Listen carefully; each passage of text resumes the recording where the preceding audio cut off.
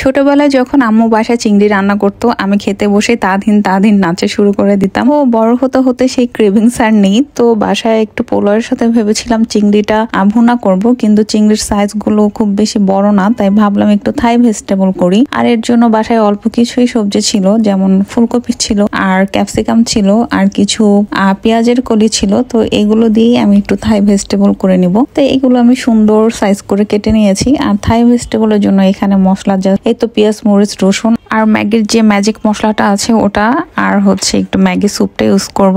আর লবণ, তেল এগুলো তো ম্যান্ডেটরি লাগবেই। তো এই রান্নাটা করতে একদমই সময় লাগে না, একদমই ঝটপট হয়ে যায়। আমার তো 5-7 মিনিটের মধ্যে হয়ে গিয়েছিল। এই তো কাটাকুটি করা, ধোয়া পাল্লে করা, সবকিছু গুছিয়ে নেওয়া, এগুলোতেই আসলে সময় চলে যায় রান্না বাড়ায়। রান্নার আগের প্রিপারেশন গুলো যত যা ঝামেলা, তো চুলায় চড়িয়ে দিলে তো আর টাইম লাগে না।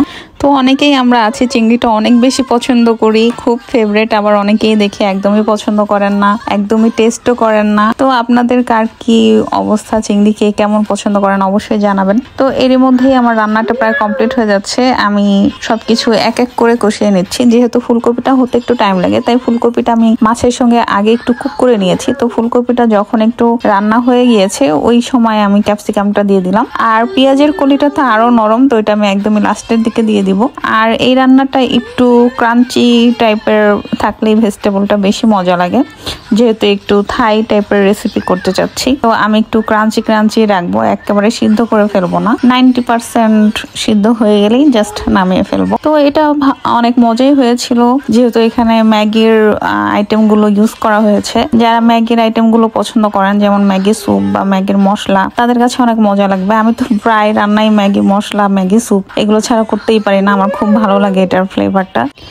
তো এখানে সবজিগুলো কুক করা হয়ে গেলেই আমি ম্যাগির স্যুপটা অল্প একটু পানিতে গুলিয়ে দিয়ে দিব। আর ম্যাগির এই স্যুপটা দেওয়ার পরেই কিন্তু রান্নাটা একদম ঠিক হয়ে যাবে, মানে এটা দেওয়ার 2-1 মিনিটের মধ্যেই রান্নাটা নামিয়ে ফেলতে হবে। আর বেশিক্ষণ রান্না করা যাবে না, কারণ এটা শুকিয়ে যাবে। তো এর জন্য রান্নাটা যখন একদম কমপ্লিট হয়ে যাবে তখন আপনারা খাওয়ার পানির মধ্যে ম্যাগি স্যুপটা গুলিয়ে দিয়ে দিবেন। তো এই তো দেখতে দেখতে আমার রান্নাটা কমপ্লিট হয়ে গিয়েছে। তো এই রান্নাটা হতে একদমই টাইম লাগে না, কারণ চিংড়ি মাছটাও কিন্তু হতে সময় লাগে না। তো আজকের ভিডিওটা এতটুকু ছিল, দেখা হবে পরের কোনো ভিডিওতে। সেই পর্যন্ত সবাই ভালো থাকবেন, আমার জন্য দোয়া রাখবেন। আল্লাহ হাফেজ।